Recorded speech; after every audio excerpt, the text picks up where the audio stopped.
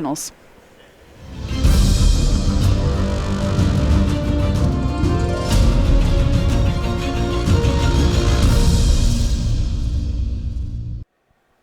Hello and welcome to coverage of the finals of U.S. Nationals. Maria Bartholdi in the booth with Reed Duke. It has all come down to this. Justin Andrews on Esper Control, Dylan Brown on Blue Black Mid-Range. Whew. All right, Reed. Which two of these decks do you prefer in this matchup? I'm going to pick Justin Andrews with the wild take on the archetype. He's got a lot of powerful stuff. He has clearly, maybe I shouldn't make judgments, but it seems to me that he has played a lot and identified the ways that he likes to navigate these situations and built his deck accordingly. It's not like this is a player who just phoned it in by copying a deck. I think he really put in the hours, chose the cards that he wanted to play with and see as often as possible, and I think he's got a good plan. All right, and we are underway here in game number one. Glint Sleeve Siphoner in play for Dylan Brown, a card that a lot of decks have chosen to leave out thanks to Goblin Chain Whirler, but others have chosen to say, you know what, it's so excellent in control matchups that I'm going to leave it in. Yeah, it's pretty special to have a card that costs as little as 2 mana and really demands an answer. Now here you see Dylan already pulling way ahead in the game because he's got his little Dark Confidant effect. He gets to draw an extra card, he gets to put some pressure on, and now it's up to Justin to find an answer to this and keep pace at the same time. I mean, Dylan gets to spend his mana on potentially another creature or a reactive card this turn. It also hits for 2. Definitely. Justin down to 18 here. There's a look at Dylan Brown, and Doomfall will be his play this turn. We're going to get a look here at Justin's hand. We have a Champion of Wits, a Teferi, and a couple of Yahenni's Expertise. Okay, so tricky situation. There's not really any way for Dylan Brown to keep his Glint Sleeve Siphoner around in the long run. It looks like, Justin's going to make his third land drop. Dylan's going to not be able to draw a card. He'll attack one more time, and then the Siphoner will bite the dust. So the options available to him are he could take away the Glint Sleeve, the Champion of Wits, which is a nice play for 2 reasons. Number one, it strands Justin potentially with nothing to spend his mana on next turn, and a card with the graveyard ability, you get to exile it permanently. You never have to worry about it again.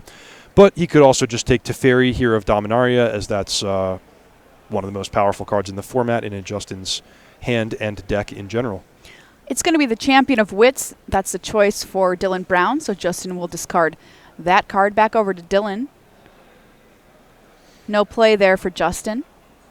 And maybe Dylan has other ways to handle Teferi. Glint Sleeve Siphoner in for 2 here. Justin will fall down to 16, netting 2 energy for Dylan. Teferi number 2 for Justin. And there is the Expertise.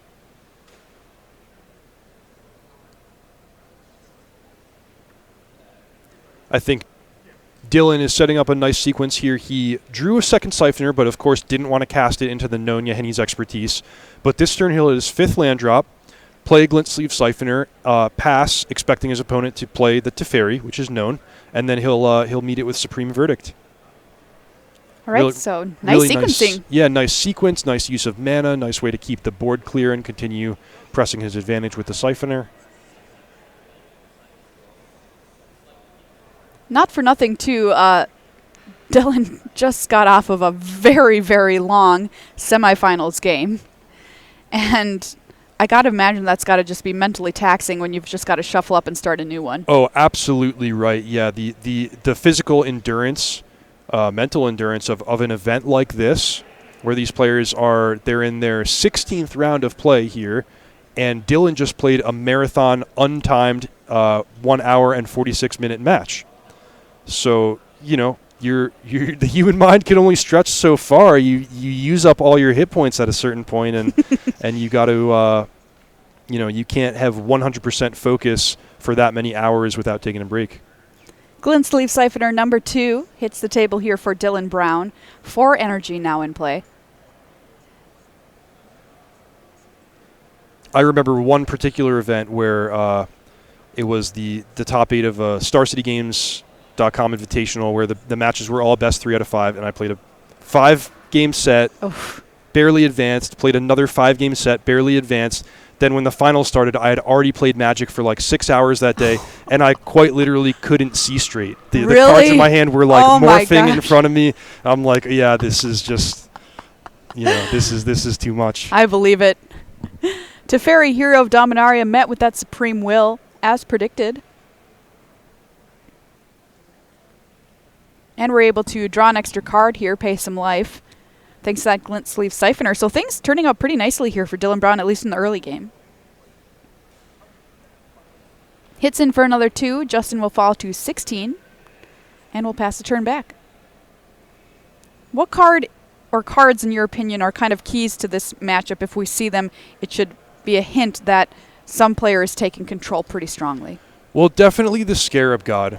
But the tricky thing about this matchup is the answers are really, really effective, and in some ways they're better than the threats. Vraska's Contempt is just a really clean answer to absolutely any card, up to and including the Scarab God and Teferi. So a lot of the fight is based on the number of lands in play and the number of cards in hand.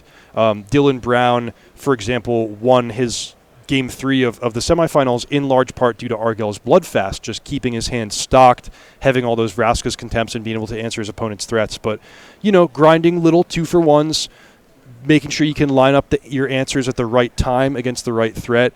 These are the tactics that the players are going to need to employ in order to win. And the only surefire sign that someone's taking control is when the Scarab God starts getting activated. Yahenni's Expertise, number 2 out of Justin's hand. Dylan did know about that. By the way, if you're noticing those upside down cards in Justin's hand, that's to remind him which cards Dylan has seen. It's a neat little trick. Yeah, it's a cool technique. So Dylan knew that Glint Sleeve Siphoner wasn't long for this world. We are going to go ahead and cycle a Fetid Pools here.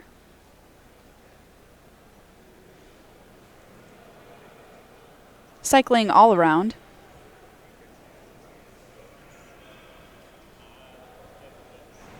I'm a big fan of those lands, by the way. Yeah, they're really strong. Go in any kind of deck. Not just these control or mid-range decks. Here's Teferi, Hero of Dominaria from Justin Andrus. And this is just a beating because I see Dylan Brown has 2 copies of Essence Scatter, and this is where the fact that Justin has gone off the beaten path and diversified his threats instead of just having all Scarab Gods and Torrential Gearhulks, which would have played into the hands of the Essence Scatters, he has wider diversity, and Teferi is just the perfect threat to slip through the answers of Dylan Brown.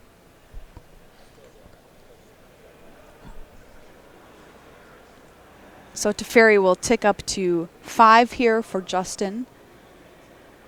And here is a never to return from Dylan Brown. Good answer. That's sort of Vraska's Contempt number 5. Handy for the Scarab God as well. Yeah, most definitely. Champion of Wits for Justin Andrus. So Dylan can Essence Scatter that, but that's a tough way to fight through because the real threat actually comes from the graveyard and not from the hardcast mode. But, the players have seen one another's deck list, and Dylan knows that there's, I think it might only be 4 creatures in Justin's deck, the 2 Champion of Wits and the 2 Scarab Gods. So might as well. At any rate, it's a small number. And oh, wow, the return is perfect. The combination of Essence Scatter and return just takes care of it right away. Okay, so heading into exile with the other Champion of Wits. And we're going to crack an Evolving Wilds here for Justin Andrus. Yeah, and you mentioned it. And here, at the top of this match, the way that Andrus has built his deck, not using cards like Torrential Gearhulk, we can now see the benefits playing out live on screen. Those Essence Scatters in Dylan Brown's hand, dead.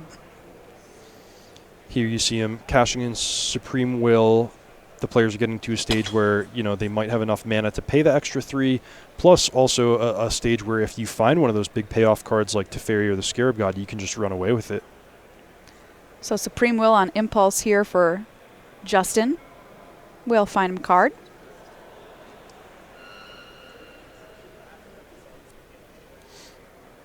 Doomfall. Take a look at the hand. Right, we have, there's another one, Fatal Push, Essence Scatter, and a Vraska's Contempt for Dylan Brown. Fatal Push, very ineffective against Justin Andrus' deck. Those kind of cards, Fatal Push, I mean, you've got half the field, or more, playing Goblin Chainwhirler decks, and then you've got the rest of the people, or so, on Teferi kinds of decks. You still got to put Fatal Push in there.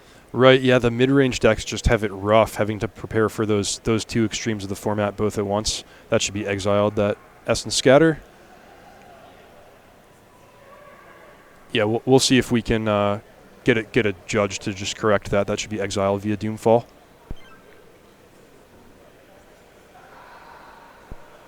Zombie token now attacking, made off of that Never to Return.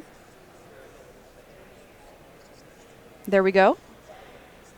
Essence Scatter now exiled. Justin's life total at 14.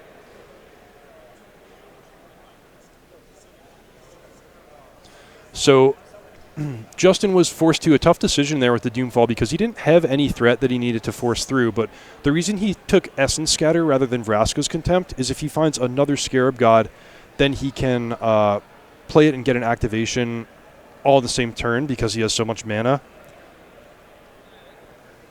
In particular, is the does he have a copy of Scarab God waiting in his graveyard? I can't recall. I don't think so. Okay, but that could certainly come up if he's able Sure. to get a nice activation of an opposing Scarab God or a Champion of Wits if he can be fortunate enough to nab one of those in the graveyard. Just a single activation of the Scarab God in a tight game like this that's running on thin margins, that can be enough. Zombie token doing a lot of work, knocking Justin's life total down to 8 now. Scarab God in hand. Oh, wow. Look at that. So he could play it and get back the Glint Sleeve Siphoner, but we know that Dylan Brown has the pairing of Vraska's Contempt for the God itself and Fatal Push for whatever he returns. Looks like Dylan Brown also has Torrential Gearhulk and a Scarab God of his own. Wow, so his couple of draw steps have been kind to him since we saw that Doomfall. Absolutely. Looks to me like, having seen those cards in Dylan Brown's hand, he's ahead in this game. But he's being patient. He's picking his spot. Cycle, play a land, and say go. A lot of the times you hear that a key to winning a control matchup, even though mid-range is next to blue-black on Dylan's deck choice, is playing the most lands. Yep. Yeah, when these games go long and you have really mana-hungry cards like Champion of Wits and the Scarab God, being able to, leverage those by having a lot of lands and or just play multiple threats in the same turn can be a really big deal. This zombie, though, is going the distance so far this game. Justin down to 6 now after another attack. And that's what's great about this matchup is sometimes it's really explosive and you have these powerhouse cards like Teferi and Gearhulk and Scarab God that win. But in the absence of that stuff, it is just a really grindy matchup where the players have to jockey for little 2-for-1 advantages. And the Never Return so far has been the MVP of the game. I mean, it got rid of a Champion of Wits that would have drawn Justin Andrus 4 more cards, and it dealt 12 damage because it's just a free zombie that you sort of look down and find in your graveyard. Vraska's Contempt, however, is going to deal with that zombie token. Torrential Gearhulk is the try here from Dylan Brown, met with an Essence Scatter from Justin. All right, now how about the one I really want, the Scarab God?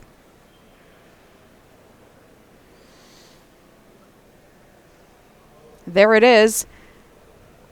Does Justin Andrus have something to say about this? And you see how he navigated that. Not only does he have a Scarab God in play, but he's got the Gearhulk in his graveyard to get back at instant speed in case he needs to protect his Scarab God. So that sequence there, getting the God into play, when you ask what's the signal that one player is really taking over, it's getting the Scarab God with that open mana. Do you ever find yourself in a point I suppose you probably do if enough lands are in play where we can stack Scarab God activations a number of times. Oh, yeah, absolutely. Wow. Okay. Scarab God here for Justin as well. And Dylan Brown is counting his lands. Okay, so what Dylan can do is get back the Gearhulk and flashback Essence Scatter.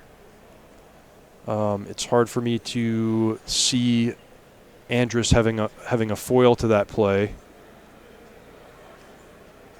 All right, so here we go. Gearhulk coming back. Flashback Essence Scatter on the Scarab God, and yes, that is good. Cast down on the Gearhulk. But Dylan Brown ends up with the Scarab God in play. Nothing for Justin Andrus.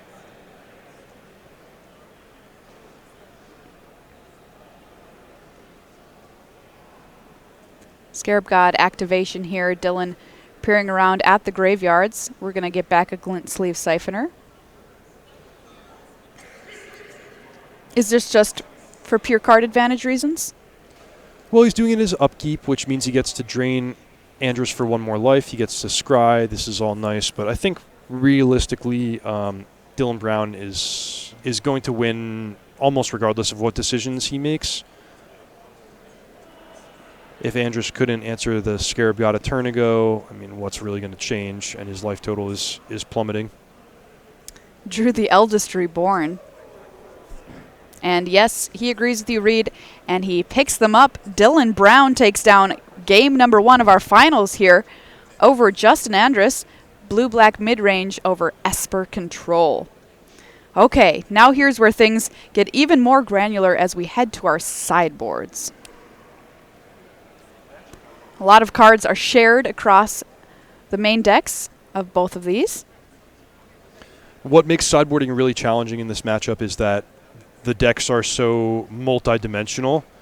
Mid-range is a great word to describe them because they have threats and answers. There's an aspect of beatdown and let me get out ahead and push an advantage, and there's aspects of control. Let me sit back and make my land drops and wait for my opponent to make the first move. So you have to be prepared for all these different cards your opponent can throw at you and all these different ways that the game can play out.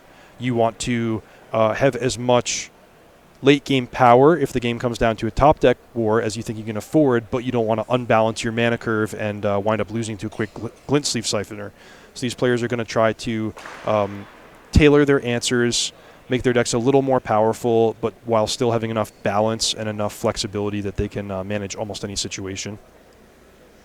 Let's take a look at what Dylan Brown might be bringing in here versus Justin Andrus' Esper Control. What do you think, Reed? Well, if I'm sideboarding, the first cards I'm going to look at is anything that can give me card advantage, anything that's even so much as a 2-for-1. Glimmer of Genius for sure coming in. Argyle's Bloodfast, great option, probably going to come in. Consign Oblivion, great option, probably going to come in.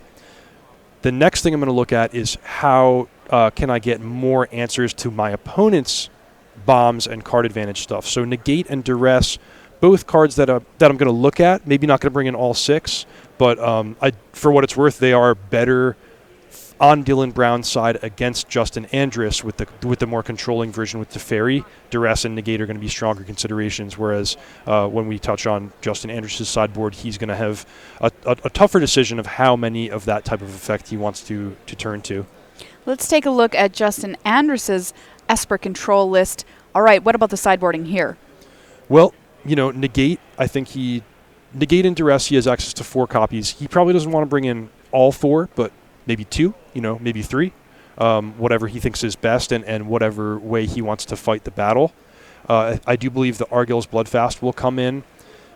The Hostage Taker and the Eldest Reborn will very likely come in. And then the Glint Sleeve Siphoner is a little bit of a guessing game. Right. It's tough for Dylan Brown to leave in all 4 of his Fatal Pushes, and if you think your opponent's going to cut too much of their removal, you can get him with the Glint Sleeve Siphoners. But we'll see exactly what he decides to do with sideboarding and what cards he thinks he can afford to take out of his main deck.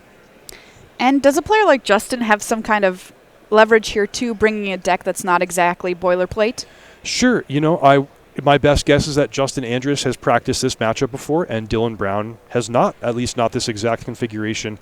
No, everything is sort of on the spectrum of a mid-range matchup, and there's nothing completely new from Dylan Brown's perspective, and he's going to be able to sideboard according to the general category of matchup that he's facing, and then he's a player who's really shown himself to be able to navigate those interesting mid-game situations. So I don't think he's going to be completely dead in the water or anything like that, but the information and experience advantage I would give to Justin Andrus. Filigree familiar, unfortunately, not for this matchup. No, I don't think so. More for red. An update, by the way, from our neighbors to the north, Canada, Canadian national team. We now know who that will be. So if you don't want to spoiler, plug your ears right now. They are in the finals. So we don't know who has won the finals, but we do know the two players playing, Micah Hewer and Adam Ragsdale. All right. Very nice. No captain decided yet, of course. We do still have some more events this year to get through before those are decided. A little different from last year. Players here shuffling up for game number 2. Dylan Brown currently leads Justin Andrus 1-0 here in our finals. Both of these players have qualified for the U.S. team to represent us at the World Magic Cup coming up later this December in Barcelona. Now, has the Canadian team reached out to you as a possible costume designer? What do you have prepared for them? Okay. Somebody is going to be a bottle of maple syrup. Somebody is going to be a hockey skate. And somebody is going to be a bowl of poutine. Wow. Designing that costume sounds like it would be pretty fun and challenging. I mean, whoever wants to be the poutine is really the luckiest because I'm going to make it out of real food. Or the least lucky, however you want to look at it. Sounds like it could get smelly. Oh, yeah. It's going to be bad. Don't make that person sit in the middle of the team because otherwise it could... No worries. I'll put him on the end. Have a negative impact. All right, well, Dylan Brown... that's one of the sideboard cards that we talked about. Duress looking great here. You can actually take any of the spells in Justin Andrus' hand. Search for Azcanta looks like a great bet. Just nab that one before it can do any damage. Chart a Course is still a good turn 2 play, but it's only going to smooth Andrus' hand and not actually provide card advantage. So he's going to take the Search for Azcanta here, and here's a Glint Sleeve Siphoner for Justin Andrus. So at least one still in the deck here. Taking that Search for Azcanta. Can you talk a little bit about why that's so important? Well, Search for Azcanta is a card that can come down early and provide a long-run advantage, which is really what this matchup is about. That's a key, is getting a permanent onto the board that you can sit back on and just feel confident that you're going to win in the long run. But being able to take it preemptively puts Dylan Brown in a much better position, and otherwise he would need to just sort of hunker down and let Andrus get a lot of value out of it and then hope to answer it with a Field of Ruin once it gets transformed. But that's a much tougher way to do it than just duressing on turn 1. Cast Down takes care of the Glint Sleeve Siphoner, and Chart a Course here from Justin. I see a Hostage Taker in hand, so he brought that in out of the board. I remember when Hostage Taker got previewed, everyone seemed very excited to play it in Standard, and then it just kind of never happened. Yeah, it's a fringe card. It's very powerful, but these colors have a lot of powerful options available to them. I mean, even a card like Gonti, Lord of Luxury, has seen a lot of play in the past, but none of our players in the finals have access to it. But just a lot, once you get to that 4, 5, 6 mana spot in these colors, there's so many great things you can play with, and Hostage Taker is just one of them. Champion of Wits hits the table for Dylan Brown, pitches another 2 into the graveyard, and here's that Hostage Taker taking control of Dylan's Champion of Wits. We'll see how this Hostage Taker works out for Justin. All right, 4th land for Dylan Brown, passes the turn back over to Justin Andrus. You got to figure you're starting your turn by casting Champion of Wits. Here we go, Champion of Wits cast for Justin. Let's draw and discard. You gotta love Champion of Wits discarding 2 Champion of Wits. It's a good play. Yeah, I mean, Champion of Wits is a funny card in this deck because you're not really putting into your deck to cast it on turn 3. That's something that you do a lot, but the real reason you want it is so you can eternalize it on turn 7 and just have this this built-in card advantage engine to your deck where you can you can feel really confident about not flooding in the late game and winning if the game drags on indefinitely. Hostage Taker gets in for 2, knocks Dylan down to 18. Supreme Will here. We'll take a look at 4 for Dylan Brown.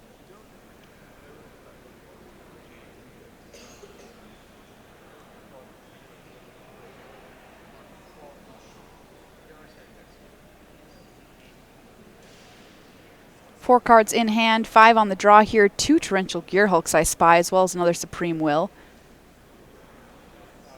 Land number 5 enters tapped and passes the turn back over to Justin, who's going to cycle.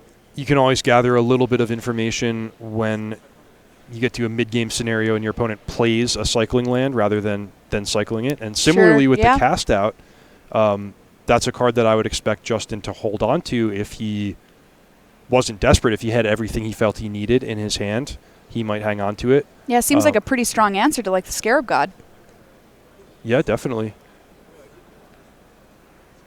Another Supreme Will from Justin, or excuse me, from Dylan, after an attack from Justin here with the Champion and the Hostage Taker. I'm not sure, to be honest with you, why Justin cycled the cast out. It could be a little bit of impatience. Yeah. I probably would have tried to hold on to it a little longer. Patience, definitely something both of these players have in spades after playing both of these decks all weekend long. And why I do not play Control. Yeah, it's fair. I mean, at some point, the patience meter has got to run out just the same as the decision meter has to. Ether Hub here for Dylan Brown. And we know he's got a couple of Gearhulks.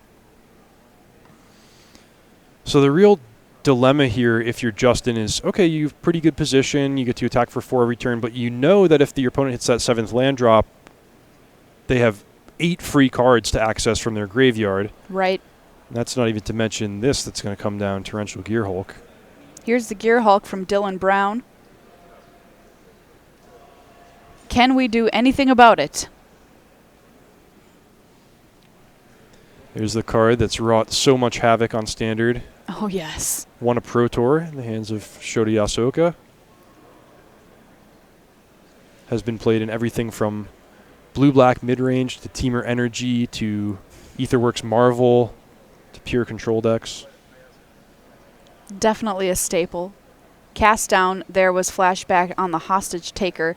The Eldest Reborn is going to come down and force a sacrifice there from Dylan of the Gearhulk. So what happened? Did the Gearhulk not get into combat? Did he elect not to block Champion of Wits because he doesn't want it to go to the graveyard? Yeah, that would be what it seems like. It's fascinating. What do you think about that? Well, you know, if Dylan had foreseen exactly how that was going to play out, I think one option is he could have flashbacked Supreme Will to look deeper into his library and then just blocked the Hostage Taker. But, of course, he didn't know whether or not Justin Andrus was going to have an instant speed removal spell, and he didn't want to risk letting his life total go too low. And then in regards to blocking the Champion of Wits, I understand not wanting to give your opponent access to those 4 more cards. You want to hope they're kind of stuck and can't progress their game plan, but at least it means Andrus can't spend his mana on anything else that turn. Overall, you know, there were a couple decision points there, and I think I like the decision to not block Champion of Wits, but maybe I would have preferred going for the Supreme Will instead of the cast down, if that was the plan. Chapter 2 here on the Eldest Reborn will have Dylan discarding a swamp.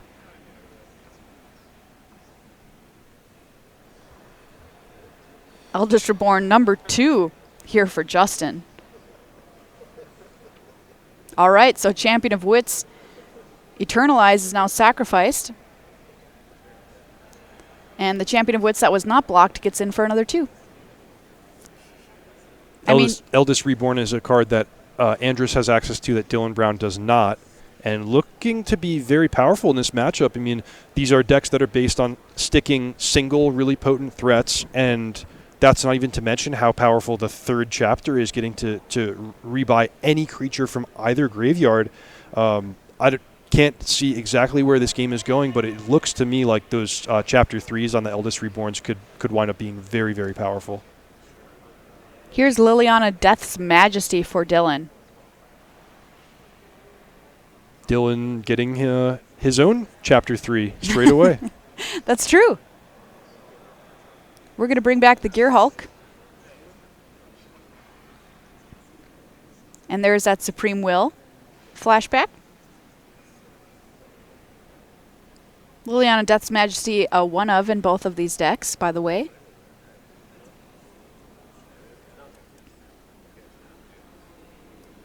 I'm a big fan of this card. Liliana, no one would call it one of the best cards in Standard. It usually shows up, like you said, as a one of. Sometimes black decks don't even play it, but I do really, really like it. And I think in these blue-black decks, the ability to rebuy a Torrential Gearhulk or a Scarab God, particularly on turns where you have all your mana open, is just so powerful. It gives you, high-level control over the game. Plus, we see those patterns where your opponent might have an Essence Scatter that they're waiting for you to cast one of your big creatures, and instead you slip a Planeswalker in. Just adds another dimension, another angle of attack.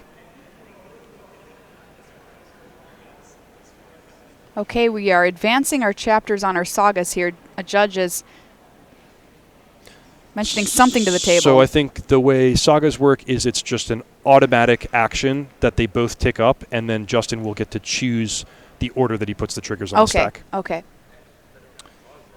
Unfortunately, the third chapter on the Eldest Reborn I think it is a targeted effect, so that means he won't have the opportunity to return any card that Dylan discards. So some rules subtleties going on here that could potentially impact what's going to happen. Put target creature or planeswalker card from a graveyard onto the battlefield under your control.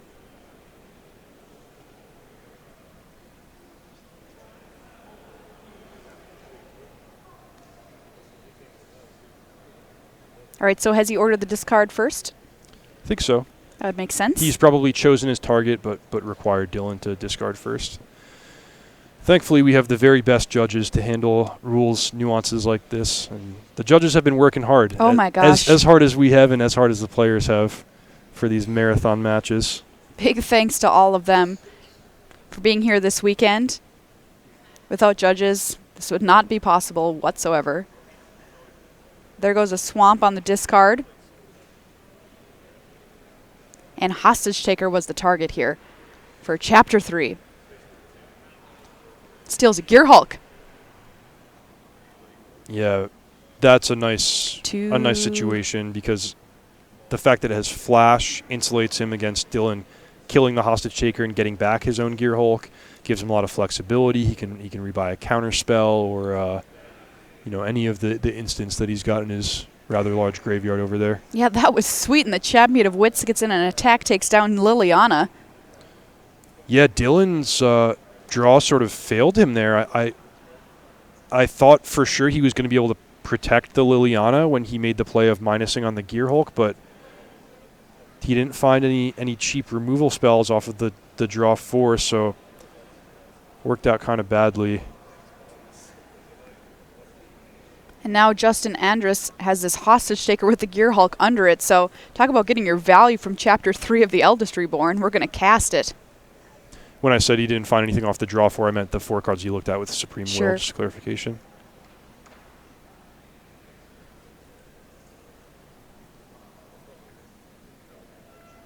Well, Dylan Brown's got a Gearhulk of his own.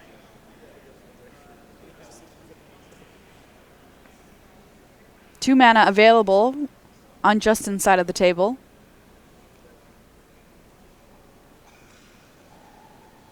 It's good. Okay, so this is a tense situation because a lot of this game depends on which player. Okay, so never mind. It's going to be Justin that's able to get that Gearhulk back from the graveyard. So Chapter 3 on the Eldest Reborn fires here. Gearhulk comes into play under Justin's control. Cast down hits the Gearhulk on the flashback from the other Gearhulk. And swing for 4.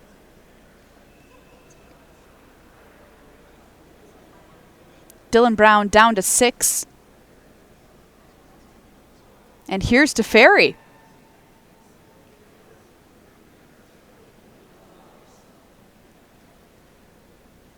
Teferi is good. Ticks up for Justin. All right, have we turned the corner pretty significantly here? Yeah, he's way ahead.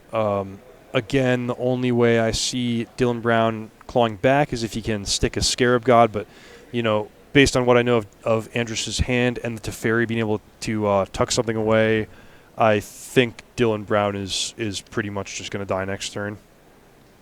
Champion of Wits here for Justin. Draw some more cards.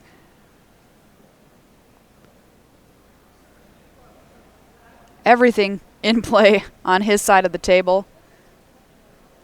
Discard some lands. Untap some lands. And say go. I've got to say, this is more creatures than you often find in play in these kinds of matchups. Yeah, and you know, the crazy thing is Justin Andrus doesn't even have Torrential Gearhulk in his deck. Why Yes. register the card when you're going to have this much ability to just play with your opponents?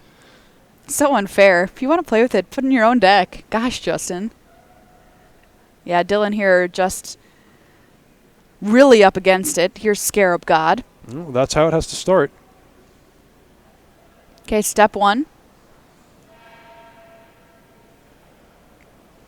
Unfortunately for him, he does not have a Vraska's Contempt in his own graveyard. Otherwise, he could get back the Gearhulk and start taking down the threats one at a time on the opposing side of the battlefield. All right, first things first, tick up on Teferi. Draw. We found a Search for Azcanta. Taking a look through Dylan's graveyard. First, Doomfall.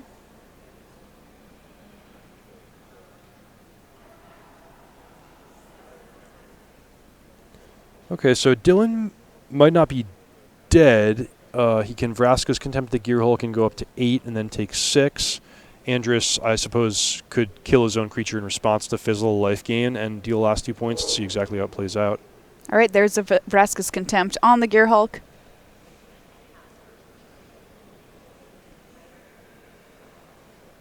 Okay, he doesn't go for lethal in that way.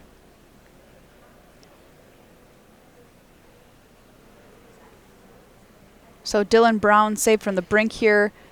There's a Doomfall to nab the Scarab God, Dylan Brown's last card in hand. And here we go. What is your draw? It is nothing, and Dylan Brown packs him in. We are going to get a game 3 here. Justin Andrus has tied everything up. Esper Control versus Blue-Black mid-range. 1 game apiece here in our finals of U.S. Nationals. Oh, God, the players have the same color sleeves, and No, do they really? what a mess. Oh, no. You better be extra careful. These decks are not all about playing with only their own cards here. Good catch there, Reed. The number of times I've accidentally shuffled somebody else's card into my deck has not been 0. No, of course not.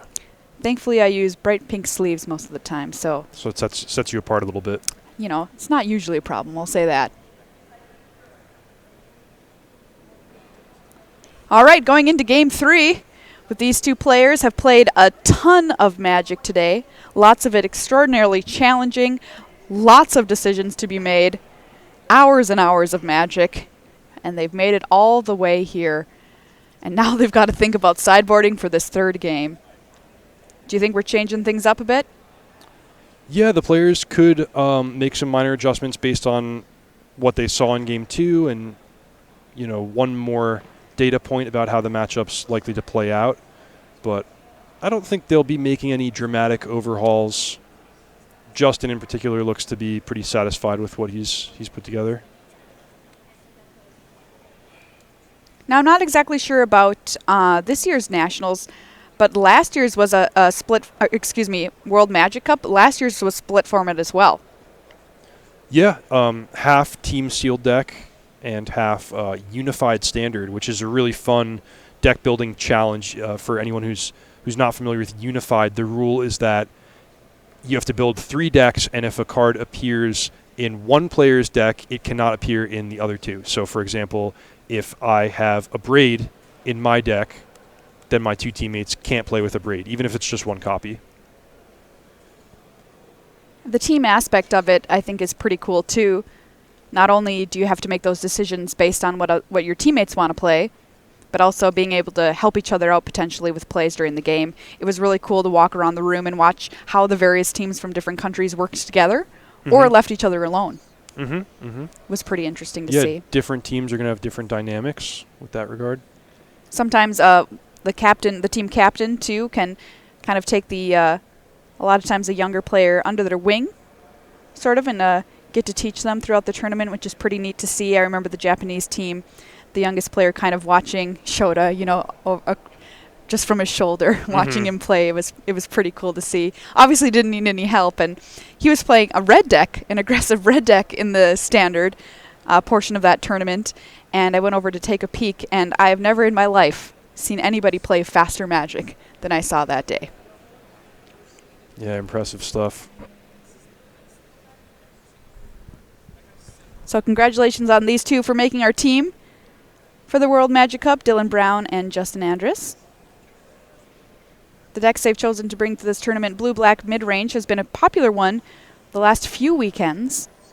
And Justin Andrus preferring to bring his own kind of homebrew version of Esper Control, which has been pretty cool. So props to him for innovating for this tournament this weekend. Yeah, I love to see a player bringing their own take on a deck, particularly this late in the season. It's really just, what Magic's all about. You pick your colors, you pick your cards you like, and you make it work. Do it your own way. If you want to play in Nationals, if you're watching this and thinking, oh, this looks like a lot of fun, I might want to try and do this next year. Well, you can. In the U.S. here, it's 500 Planeswalker points is what you need to be able to qualify.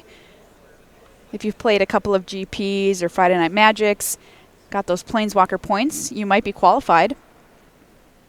Other countries playing their Nationals this weekend as well. Canada, we just mentioned, in their finals right now, too. Different Planeswalker points level thresholds are required for different countries, so the U.S. is 500. But it's a fun tournament. About 740 players this weekend came to battle, which is pretty cool. 2 remaining. And 2 remaining. Here we go. Game number 3 of the finals. Dylan Brown versus Justin Andrus. Blue-Black Mid-Range via Esper Control. Search for us. Ooh, I was going to say it was a search. I spoke too soon. Argwell's Bloodfast for Dylan Brown. And I actually see that Justin has his pick between Bloodfast and Search for Azcanta. I may have deployed the Search, to be honest with you. The Bloodfast seems to me more of a late game card. Once you've spent your mana playing out your hand, you can devote it to the Bloodfast. Dueling Bloodfasts on the table here. Maybe he just values the Bloodfast so much more and wants to protect it from duress. In a vacuum, which one do you like better? In this matchup, the Bloodfast is probably better. But I think in general, Search for Azcanta is a stronger card. All right, so both players starting with Bloodfast on the table here. And Justin Andrus is going to take the hit. That'll tie things up at 18. We saw a match last weekend where a player Bloodfasted himself down to 4, I want to say. Was dealt no other damage. Here's a Glint Sleeve Siphoner for Justin.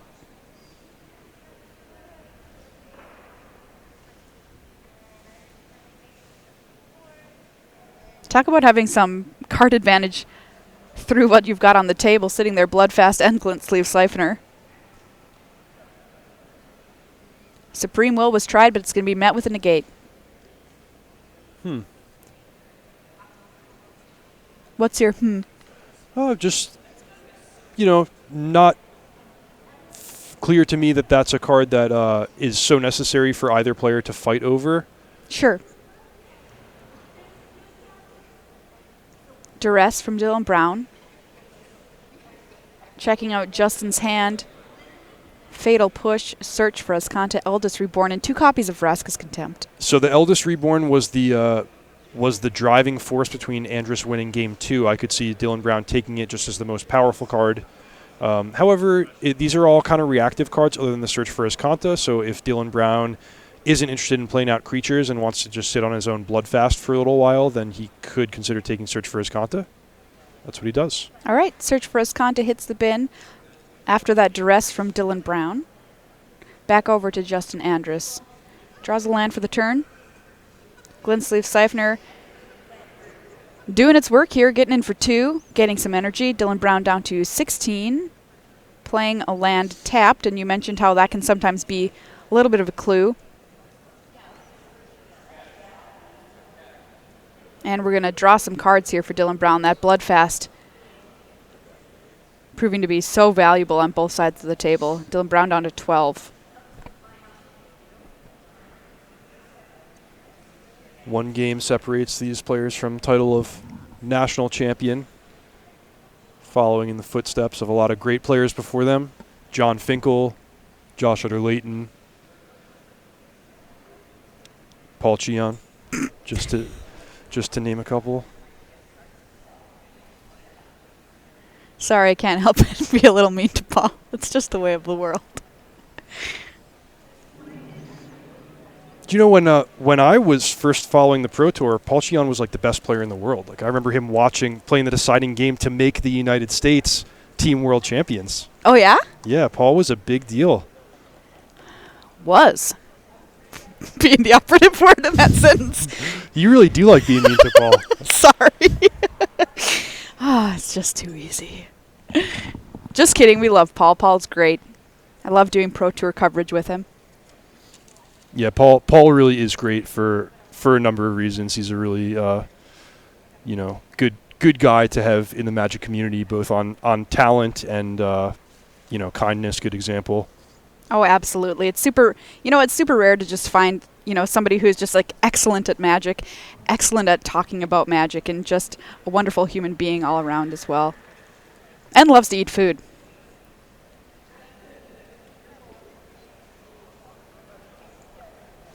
Glintsleeve Siphoner in here for Justin.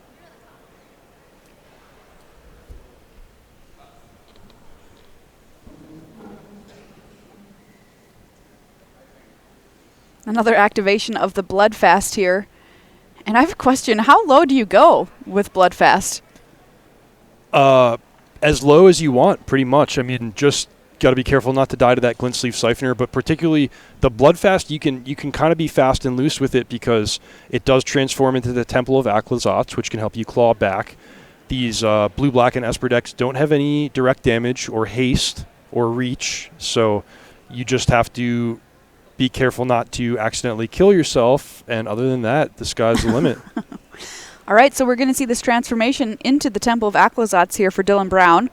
In fact, Dylan may have intentionally gone so low as to flip it because the mana ramping ability can be really strong, just having access to one more land. Yeah, and you mentioned how powerful it is in these types of matchups to have the most lands in play. Here's a Never to Return targeting that Glintsleeve Siphoner. So Temple now able to tap for mana. You can also sacrifice a creature, and you gain life equal to the sacrificed creature's toughness.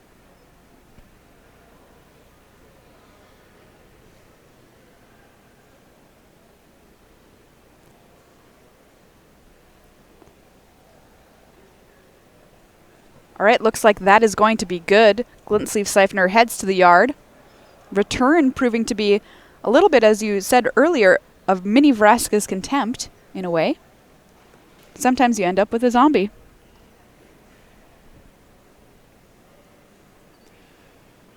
So perhaps our final update before we crown a champion. In our fourth playoff match, Kevin Jones was the winner, meaning we can officially pencil him as the third place finisher of U.S. Nationals. That's mostly just for bragging rights, but just in case somebody on the team can't make it to the World Cup, Kevin would be the alternate.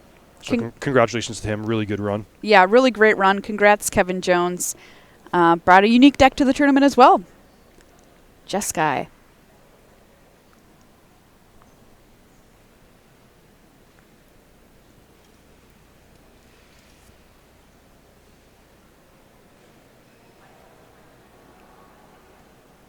Right, so the players taking a bit of a moment here on their decisions for their next play. Dylan Brown has drawn about 1,000 cards thanks to that Bloodfast. And this game really illustrates the point that a lot of the battle of this matchup is not fought on the battlefield. It's not fought with creatures. It's fought with sculpting the cards in your hand, gaining card advantage, preparing for those late game fights, setting up, sculpting a game plan. And that's what this game has been so far. It's hard for us to, really comment on every single turn because the players are hiding their information. A lot of the fight is based on drawing cards, and there's not a lot of explosive combat steps or exchanges of resources yet. But trust me that there will be. Oh, yes. The moment that we wait for is that one when there's a huge fight, the stack becomes enormous. The players now biding their time. You mentioned it earlier, patience. So that was all in the end step of Justin Andreas. Then he had to discard due to having 8 cards. Pretty good problem to have. Fatal Push hitting the yard. Another land for Dylan Brown.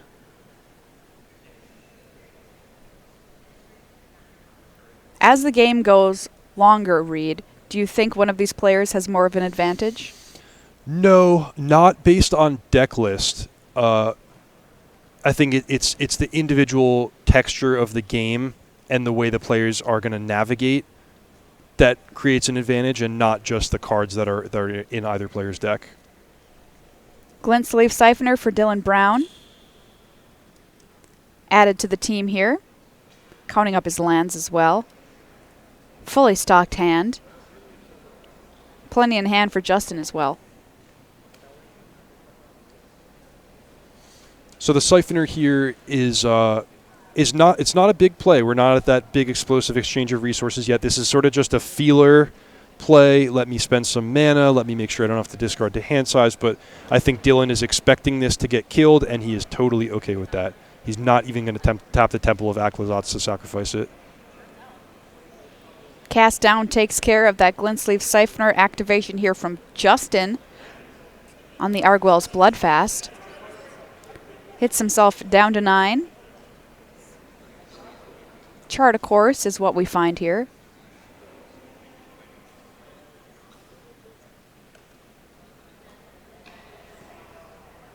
Doing some mental math, tapping it out on the table.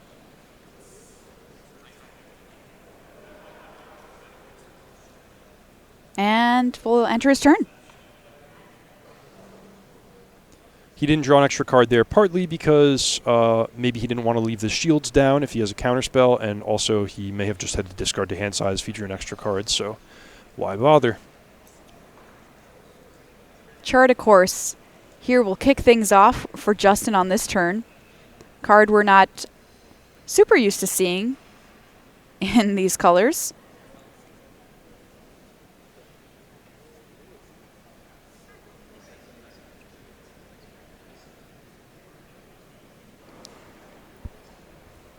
This is definitely the control matchup category of game. Of all the wide variety of games that these two decks could play against one another, this is the one that's going the slowest, most about hitting land drops. The battle's being fought with cards in hand, not on the battlefield, at least so far. And these finals, all of our top 8, for that matter, untimed, but the players, obviously do still have to play in a timely manner. But these kinds of deck decisions do factor into what people decide to bring to a tournament too, because you have to, sometimes worry if you're going to find yourselves in these positions at some point during the day that a draw might be your fate. Bloodfast activation here for Justin again. And he's keeping the theme going with just one. Finds a Teferi in his draw step. One of the strongest cards for either player to draw into at this stage would be something like a Duress. Something like where you can invest a very small amount of mana, gather information, strip away one of your opponent's key cards, and create a weakness in their hand. And Doomfall is actually able to do the same thing at just the cost of 2 more mana. So this is a great way for Justin Andrus to start. Doomfall is going to be met with a negate from Dylan Brown, so he wants to fight over this. Yeah, but this is okay. I mean, it's possible negate would have just been the best card to take away with the Doomfall anyway. Justin is content trading resources, particularly because he's the one with the Bloodfast still on the battlefield, and he's got to fight through that negate sooner or later anyway. Here's Torrential Gearhulk from Dylan. Ooh, and the fact that Dylan counted Andrus's lands. Yep. It seems like he's smelling blood. He's seen an opportunity, and now he's going to pick it. He's going to do this trick of casting a must-answer threat at the end of Justin's turn, then untapping and doing it again, and really taxing the opponent's mana and answer cards and seeing if he can slip something through the cracks. Okay, let's see if this works out for Dylan here. There's the Gearhulk. Justin kind of forced into an answer here, and there's Essence Scatter and a negate from Dylan. Do we want to spend something else just now? So, yeah, pretty bad spot for Andrus. This is a winning exchange from Dylan. He's going to restock his hand, look for more threats.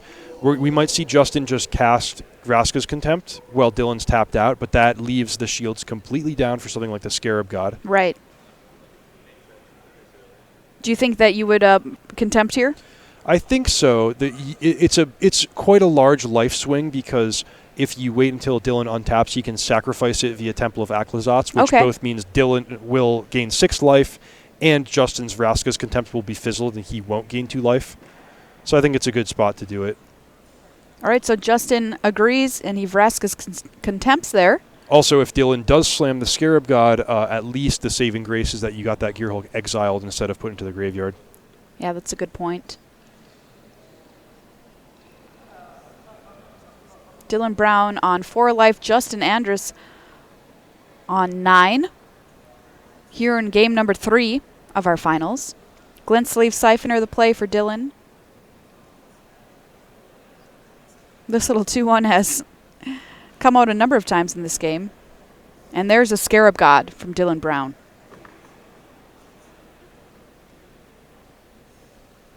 Three mana, 4 still available for Brown as well. That crucial number, 4 mana. Yep.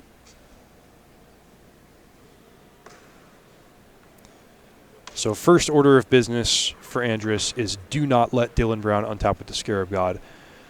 Once he gets past that hurdle, there's a lot of other things he's got to think about. The Glintsleeve Siphoner threatening to draw more cards, progressing his own game plan. But for now, the Scarab God is the emergency red flashing light that he's got in front of him.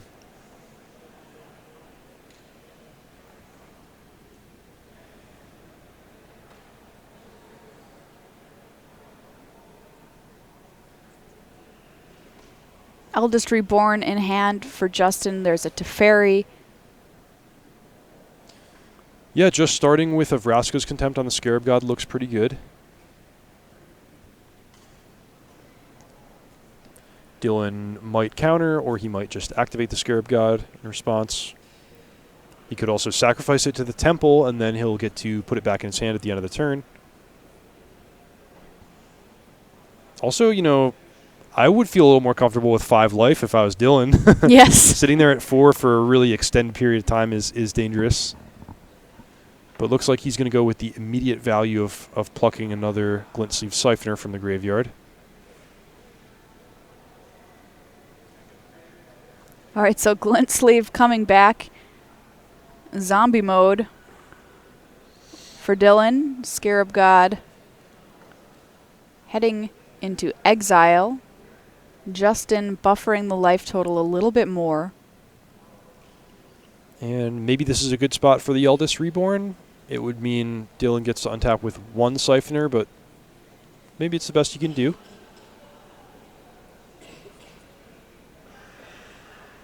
Yeah, it's definitely tempting to wait with the Eldest Reborn, but there's just so many ways for Dylan to be able to get creatures back out of the graveyard.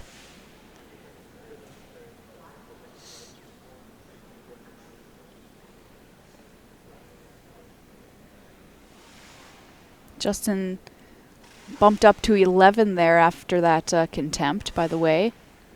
Dylan sitting on the precarious number 4.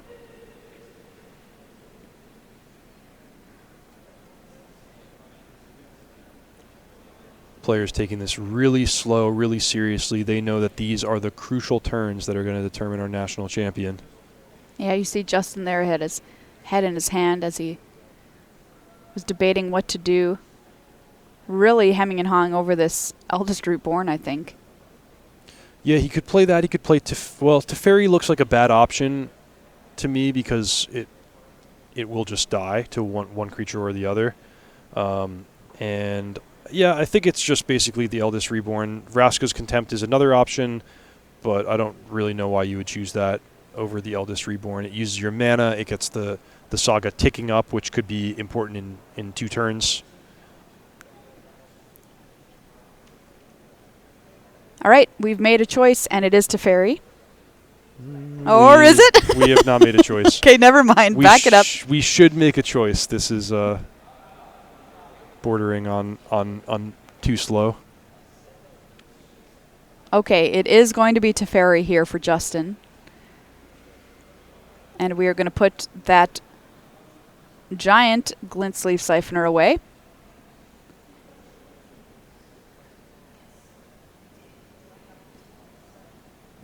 And Dylan is going to get to go to his turn now.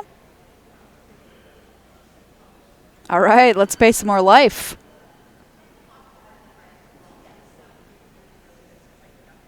Down to 3. And you talked about watching for critical turns and everything. That one certainly was there on both sides of the table. We saw 2 big decisions, what to do with the death of the Scarab God, essentially, and what to do after. Yeah, so Justin did a pretty good job on his turn. He cleaned up a lot of the mess that Dylan had managed to create for him. But the real deciding factor in this game is Dylan got to start the fight at the end of Justin's turn. Then he got a turn where he got to spend all his own mana, flood the board, and Justin from there is playing catch-up, and he can remove permanents, but both players with such strong hands after the extended period of time with just Argel's Bloodfasts going, and now Dylan being able to spend his mana better, faster, put threats on the table, Justin just falling further and further behind. Yeah, and now a Doomfall from Dylan Brown is going to take care of that Eldest Reborn from Justin's hand, leaving him with just a land and Vraska's Contempt.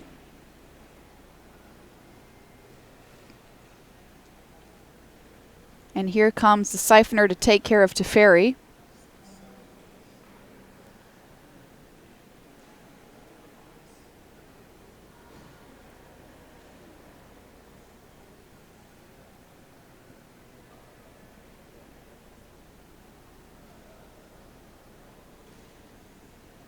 Action still in hand for Dylan Brown as well. I can see a Champion of Wits, another Torrential Gearhulk. Yeah, he's got to be loving that Gearhulk with Negate in the graveyard. That just gives him, a sense of safety when he's already ahead in the game. Champion of Wits finding a pair of lands. We're going to pitch 2 of them. And this is swung back around in Dylan Brown's favor. Yeah, he's most definitely ahead here. I think if he navigates carefully, he's only a couple turns away from sealing it up. Watching through this matchup, Reed, and we talked about the kind of critical plays last turn, what do you think people can take away as kind of a lesson for how you're playing these control decks? So Dylan identified the one resource in the game where he had an advantage. Both players were making their land drops. Both players had 7 cards in hand. Both players had Argel's Bloodfast. So all of that stuff was parity.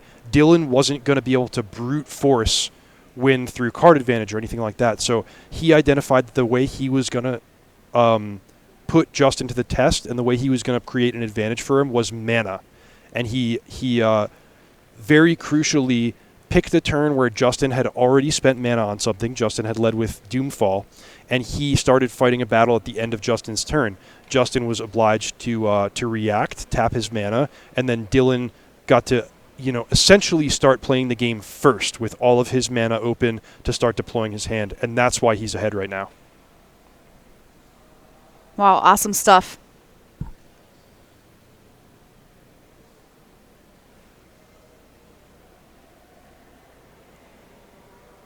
Justin's got that Vraska's Contempt in hand that Dylan knows about. It's going to point it at the Glint Sleeve Siphoner, and there's Torrential Gearhulk on the battlefield, and Negate in the graveyard.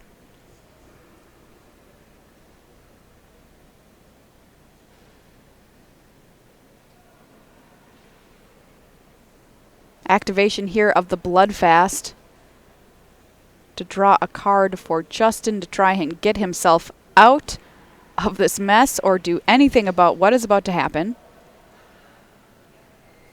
Sure enough, Negate flashback on the Vraska's Contempt, and now Dylan Brown has a Gearhulk. Here's a Doomfall from Justin. Sure, we'll get rid of the Champion of Wits. Yeah, Justin exiled the Vraska's Contempt. It should just be in his graveyard. Not the biggest deal, as I think the game's shaping up to be over in about 2 turns. And there it is. Dylan Brown takes this finals here over Justin Andrus with his blue-black mid-range deck, and that is the look of somebody who has played a lot of Magic today. Congratulations to Dylan Brown. You are our U.S. national champion. Yeah, awesome stuff from Dylan. I'm really impressed the way he navigated those really complex marathon matches, both the semifinals and the finals. Just great work. Congratulations as well to Justin Andrus and his Esper Control build. There's a look at our top 8 bracket, and congratulations to everybody who made our top 8 today. It was a hard-fought tournament.